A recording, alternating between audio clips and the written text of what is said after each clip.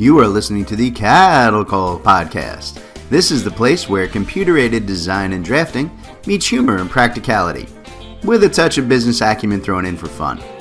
Jim and Rocco, the owners of Zentac Consultants, the premier U.S. technology consulting firm for architecture, engineering, construction, and manufacturing, discuss the fascinating world of CAD with some humor and some honesty. The CADDle Call podcast. Hello, everybody, and welcome to another episode of the CADDle Call podcast with Jim and Rocco from Zentac Consultants. I am Jim, your charming and loquacious host, and with me is my partner, the better-looking one. It's Rocco. Okay, the delusional one is here today. They know. They know the truth. Listen, they know that's why they keep us on podcast and not on videos. Neither of us is making it to the, we just ain't at that movie star level, brother. Maybe if either of us had hair, that might help, but it is what it is. There was a guy on Jeopardy the other night. He had a mohawk. Oh, there you go. Mohawk. There you listen. If I could grow a purple mohawk, I'd have one. I'd be a happy guy. I'll take it. I miss my hair. So, all right. So what are we talking about today? Oh, I know what we're doing today. So what I want to do is I wanted to talk about BIM today, right? Common topic. We've talked about it a bunch of times before, but I want to get back into it today. And for those of you who might not know in this day and age, right? BIM is Building Information Modeling. And what I really want to talk about, I want to start with talking about what it is and what it isn't, right? And how to best integrate it into both your design and, more importantly, I think, into your build, into the actual construction side. And for starters, I want to make sure that all of our listeners understand the difference between 3D modeling and BIM, right? I think that most folks tend to think that they're the same thing, but they're really not. And I understand the confusion, right? Because very often they do come packaged together. 3D models are just an ideal carrier for BIM information.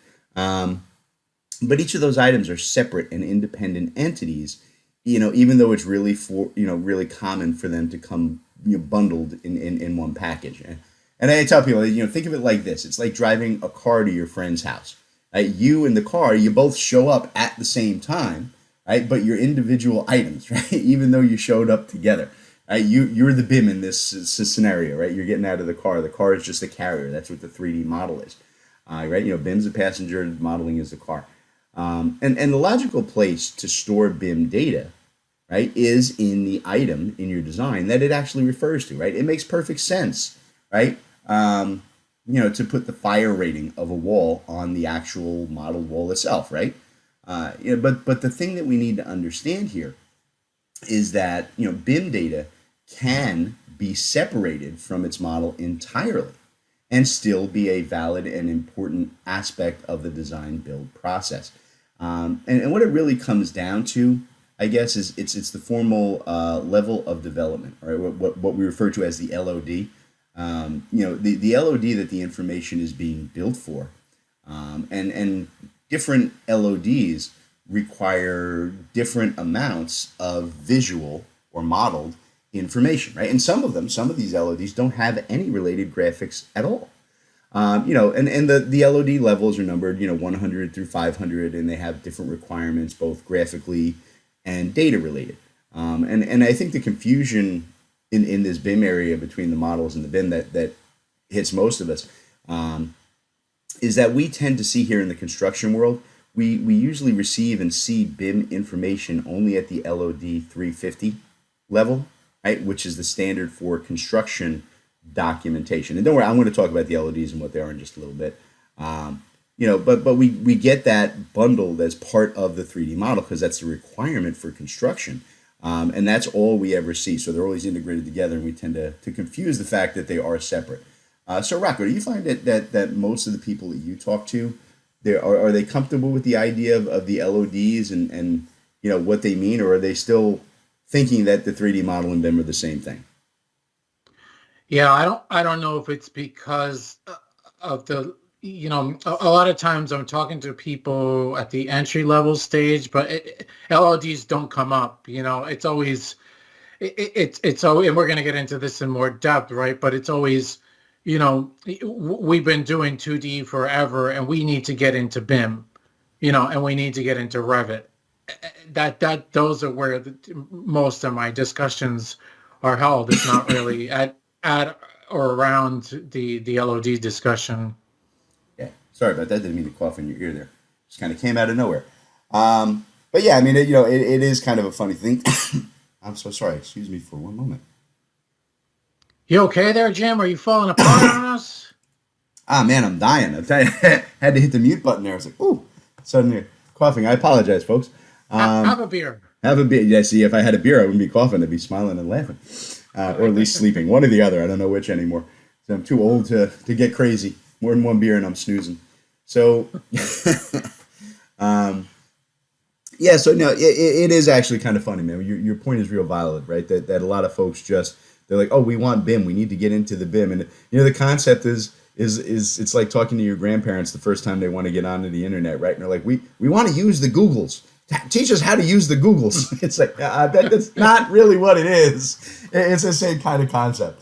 But let's talk a little bit more about the LODs, right? Just to kind of get an idea of what each one of them is. So we're going to start at the base one, right, which is the LOD level 100. And very often it's referred to as conceptual BIM. And usually it uses only 2D symbology, right, and maybe some rough 3D massing elements just to show where how things are going to tie together, with very basic BIM information relating to approximate sizes and materials. Right, it's very basic. It's what you'll see in the initial stages of a design. From there, we're going to move up to LOD 200. Right, it kind of goes in these 100-step increments, and LOD 200 is what we call the approximate BIM. And the graphics can be a blend of both 2D and 3D. And the BIM data at this level is usually a little bit more reliable and planned out, right? For example, a door size and location it's likely correct at this stage, right? And its fire rating is probably accurate at that point, right? And then there's a bit of a blend, right? And here's where we're going to get into the next two, right, which are LOD 3 and 350. Right, 350 is kind of the oddball there. It came in later as it got a little bit more refined. And this is what we term the constructable BIM, right? And it's the one we most often see in the construction world. And this is where the model is usually, fully three-dimensional, right, with all the BIM details for each component being well defined, right? Things like, the make, the model, the color, the ratings, etc. for individual buildable objects are fully designed and ready for construction, right? And I say on the construction side, this is where we usually get into those. And we see the blend of that and LOD 350, which is really similar, right? But 350 takes it one step further in that it takes those individual objects that are fully designed and it includes the connections and the crossovers between different systems. In other words, LOD 350 will include things like wall penetration details and connection details between the HVAC and the electrical control wiring, or connections on how to do steel beam to girder connections, things like that, right? It gets more into the connection and how those things are actually built. So it's very much like LOD 300, but it's a step higher. Okay. And like I said, those are the levels that most of us in the construction world are almost always going to get because those are being prepared for the build. Okay, but there are actually two more levels that go beyond that, and the next one is the LOD 400, and this is what we call fabrication level BIM, and there's usually a lot more focus on the BIM here than the 3D model, and in fact, the model in some cases can be left out entirely. You no longer need the actual 3D model. What LOD 400 is giving the detailed sizes, dimensions, materials. Component connection ports that you need to build objects, right? Things like casework and windows and doors, right? Things of that nature, right? The things they're going to do in the factory, right? So the 3D model isn't really important at that level at all, other than as a reference, right? So in a lot of cases, they leave it out and just give that BIM data to the manufacturer, right? So it's LOD 400. And really the last LOD level is LOD 500, as you would have guessed. And it's probably the one that's used the least. And this is the as-built level, right? Where every item, connection, and full BIM data for every single component is set to correspond to real-world locations and installation parameters, right? You guys may have heard this, referred to as digital twinning, right? It's where we're building the actual building to every, to the greatest level of detail we can in the digital world.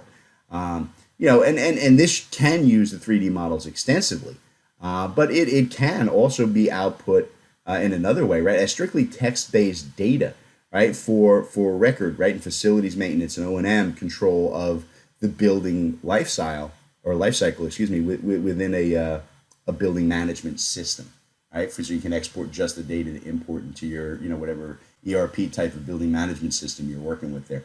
Rocco, do you find that most people are comfortable staying within that LOD 3 to 350 range? Or are there clients that you work with who see the benefit, right, of moving beyond that to offer more value kind of to the project owners at the end with higher levels of BIM? I think it depends on the. I think the larger the firm, the more they've been using BIM, the more they get into these higher levels. I don't think that your average, let's say, smaller firm individual architect is working at that higher level of LODs. Is that a fair statement? No, I think from your end? No, I think it's a really fair statement. I think you're right. It's like anything else. There's a learning curve. You're not gonna, you're not gonna jump into Formula One racing when you don't have a driver's license. You know what I mean? You have to start with the smaller, steps and work your way up to that. Learning what all the different components are and how BIM works at the different levels of development. Before you really can provide anything that's effective at those higher levels. So, yeah, I think it's a real good point. All right, so one of the biggest struggles I think we see on the construction side of the house is getting field personnel, right? Our project managers, our superintendents, guys like that, to actually be able to access and make use of the BIM data, right, rather than just the 3D modeling. And look, I get it. It's taken years for us to get them to use the models for interference checking and verifying item locations and so on. The truth is, construction folks aren't always the most tech savvy people. They're experts at building things, not necessarily using CAD and BIM software. The next step is, to my mind, you're at the more important one, right? Which is getting them to use the actual BIM data, right? Getting to the information, on our imaginary doors fire rating, right? What's the lock set type, the hardware type, what's the swing direction, what finish is it? Those are really important things, especially if you have any kind of a question, or if the scheduling isn't readily available, or if you're missing the page or the pages with that data from your construction document set. And I think a key step to resolving that issue comes down to the ease of use of the software and the files that are being used to deliver the BIM data to the construction personnel. A number of very popular BIM systems in the design world are proprietary, right? It means that they, to access their data, the builder has to have the same exact software as the designer. And you need to understand how to use that specific BIM system. And really the problem is that those systems are built for designers, right? And not just designers, but like Rocco was saying earlier, designers with extensive training and a design background, right? And they're not really geared out for a construction superintendent to easily work with. And not only that, right? Putting that aside for a minute, but those large 3D BIM modeling packages are really expensive. They cost thousands of dollars per annual license, and their file sizes are huge. They're just prohibitive in trying to access them, right? You just can't get to that info on a tablet or a phone when you're 12 stories up on a new high rise, right? Now, the good thing is that the industry is actively working on developing new software and systems of delivery that will address these issues. And when we come back after a quick break, I want to talk about some of those systems and processes. So stay tuned, folks. We'll be back in just a minute with more of the CADDle Call podcast. Hello, everybody. This is Jim and Rocco with Zentac Consultants, and we wanted to talk to you today about Bluebeam Review, the premier quantity takeoff estimating and markup software for PDF out there on the market today. And at Zentac, we are a premier Bluebeam partner here in the U.S. We're here to help you guys with all your Bluebeam needs, from software sales to training, consulting, configuration, and everything in between in all things Bluebeam, from the standard version to the extreme version and anything else you might need. So, in terms of Bluebeam, Rocco, how do people reach out to us if they want to start that conversation? Yeah, just hit up our website, give us a ring, or send us an email, or through osmosis. That works too. Osmosis is good. Yeah, zentacconsultants.net or sales@zentacconsultants.net, or give us a ring, 866-824-4459. All right, Zentac Consultants, your home for all of your Bluebeam software needs. All right, everybody, welcome back to the CADDle Call podcast. We're talking today about accessing kind of BIM data, right? And one of the things that I pointed out in the first half of the show is that BIM and 3D models are different things, right? And that leads me to a comment that I have to make to my clients all the time, which is that you don't need Revit to work in BIM. Right? Look, Revit is a great 3D modeling and BIM system, and it's really, really nice for designers, but it is absolutely horrible for construction people. Yes, there are tools like Navis, right, that let you access the model from the field and do basic clash detection. But I really feel that the proprietary nature of Revit files means that you have to use Revit itself or another Autodesk product, right, to access the BIM data. Right now, to be completely fair here, the Autodesk, the BIM 360 family of products are working towards addressing that issue. But they still really only work with Revit files, and they require annual licenses for the 360 products as well as Revit. I think they're still too heavily focused in the Revit world on design processes, right? And they aren't simplified enough to allow for construction people to access the data easily, right? Even if they do shell out, right, for all the needed Autodesk products, right, in their 360 suite. I think that there are better third-party systems for developing and working in BIM out there. And I'll talk about a few today, but I think that, unfortunately, in the mind of the construction world, all BIM is being kind of splattered with the same, distasteful paint as Revit in their eyes, right? I can't do Revit, that's crazy, so I want to do BIM. So Rocco, right, are most folks who need BIM in the construction world still talking to you about Revit or how to access Revit files? Yeah. It's like I was saying before. I mean, when people think BIM, they think Revit. It's just, we need to get into BIM, and that's, and maybe it's a big, at some level, a good marketing message that Autodesk has done in being able to just, whenever people think of BIM, they think of Autodesk, they think of Revit, but that's what we're saying. It's not always the case. Yeah, and that's why there's podcasts like this, right? And anybody who's giving you information about different options, I think it's really important for particularly for the construction folks. So look, yeah, and it's a big cost difference too, right? That's a huge factor. Yeah, I mean, really let's face it, the core of the construction folks that we work with are small to medium sized firms, and so it's important to be aware that there are other options beyond just Autodesk and Revit out there. Yeah, it's a real big thing.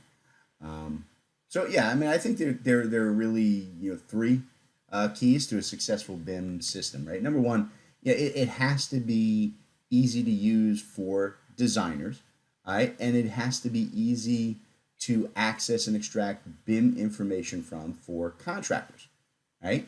And it also has to be able to integrate with multiple software packages for that access. Luckily, there are a number of newer BIM packages that meet those criteria. Systems like ArchiCAD and Vectorworks and Bricscad Bim. I think all three of those do a really nice job in simplifying the BIM design process while still leaving the information of the BIM open enough for easy access during the construction phase. And Bricscad Bim is the one I'm most familiar with since we work with it here at Zentac. And what I like about it from the design side is that the modeling side it's way faster and simpler than what most of us are used to, right? With the packages we're working with today. It works in a standard DWG, right? A standard drawing format. And it does all of its 3D modeling with the industry standard requirement for IGES format, right? For all the 3D modeling. So that means it can just be opened and accessed from nearly any other BIM system. And I really love that it's that native DWG file, right? So it means you can open up and start from what most of us deal with, which is that typical 2D design plan and layout, and we can build the 3D model from that in just a few minutes. I will say I think the best part about Bricscad Bim, I find it's the ease of adding BIM data. Right? And like I said, remember, it's a separate thing. We're going to add BIM data to the model. Right? So the idea behind this is that instead of having to keep a massive library of specific items, right, and then spend forever trying to find the right door, the right window, the right blah, blah, blah, right, which one do I use? Right? Bricscad has a single tool that'll take your 3D model, and you run this tool. It's called Bimify. And Bimify converts every 3D object in your file to BIM data using AI and a customizable standard to apply the most common BIM information to thousands of items at once. Right? It makes walls into walls, and it takes doors into doors, and windows into windows, and roofs into roofs. It's an absolutely brilliant system that makes the design end of the BIM equation much faster and simpler. Like I said, than what most of us are used to doing now with the bigger name packages. Rocco, what do the clients say on the design side when they see that Bimify tool in Bricscad for the first time? What's their response to the BIM package overall? Oh, the Bimify is huge. I mean, there's a lot of, holy crap, or that's just amazing, when they see that in action. We're all about honesty here, right? I mean, we're not, we sell Bricscad Bim, and we're happy to work with folks who are interested in BIM, but a lot of times we do run up against, how does Bricscad Bim compare with, and how does the file exchange work with Revit? So that's probably the biggest barrier that we face. So it's about people not wanting to be caught out. Where like you said, Revit is without doubt the number one software out there. It's what all the architects use, and they're looking for something that's easy to just transfer back and forth. And systems like Vectorworks and ArchiCAD and Bricscad Bim, they can transfer and they can work with the Revit stuff, but it is a multi-step process because Revit is proprietary. It keeps all of its stuff in an Autodesk controlled file type, and that is definitely an issue, and it's something we run up against all the time. It's possible, but not always a one-step thing.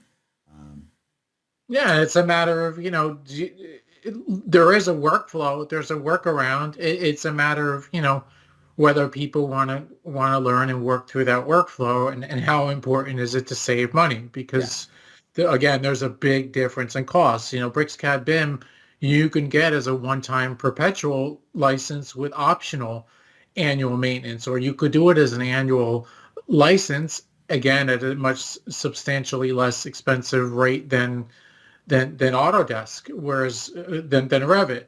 Whereas with Revit, it's you have to pay that annual fee, and what the collection is like almost $3,000 a year per license. Yeah. So there's a big difference in cost. Yeah, no doubt. All right, so I think the last thing that we need here, what we're talking about today, is the ability to access the BIM data in an effective way while you're out in the field. And I will say that one of the benefits of a system like Bricscad is that it's affordable enough and easy enough to use that the construction firms can actually buy it and give it to their field staff, give them the actual software. It's memory considerate enough that it'll even run well on a Windows tablet or a lightweight 2-in-1. And what's nice there is that Bricscad has a built-in BIM browser, right, that automatically structures all of that building information modeling data into categories that are really easy for supers and contractors to search through and find, right? Look, are you looking for the specs on a window? Just browse to the Windows category and drill down, right? Or if you're looking for a specific window, you can sort that browser panel by floors and locations instead of by item type with just a single button click, right? And then now it's like, oh, here's everything that's on the 3rd floor in zone 1, right? The other benefit is that you can use most BIM viewers on the market because the data is in that industry standard DWG-IGES, and it's not a proprietary file type. And I think ArchiCAD is also really good about file interoperability. It's very easy to access it from multiple systems, but I do think that their BIM data creation on the design side, it's still a little bit too similar to Revit's. It's really almost the same kind of structure that Revit has in terms of its families and libraries and so on.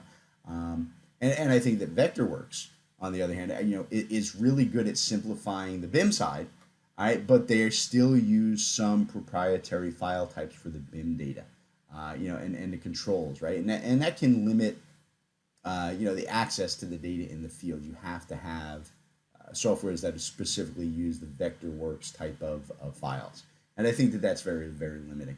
Look, I think the key takeaway here, right, from what we talked about today is that all construction companies need to look at tools for effectively accessing BIM in the field, right? And they need to stop running from it, right? And I think, because they think BIM and Revit are the same thing, they don't want to invest that incredible amount of money in Revit and the hours and hours and hours it's going to take to learn Revit. It's not what they do. They're frightened by it, right? But again, BIM and Revit are not the same thing, right? And you can find, better, less expensive, less confusing systems to access and work with that BIM data out there in the field, right?